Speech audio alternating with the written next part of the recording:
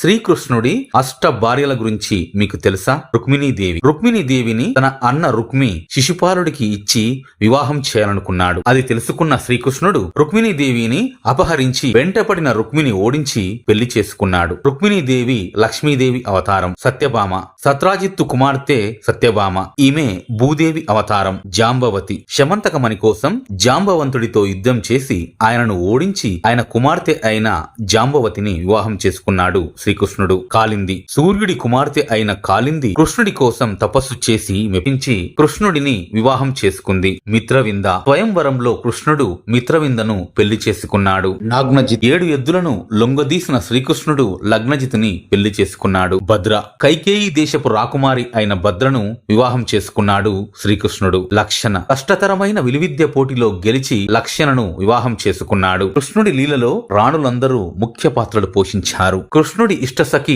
రాధ పరిస్థితుల ప్రభావం వల్ల రాధను వివాహం చేసుకోలేకపోయాడు. మన ఛానల్ ను ఫాలో అయ్యి రాధే రాధే అని కామెంట్ చెయ్యండి. కృష్ణుడి కృపకు పాత్రులు కాగలరు.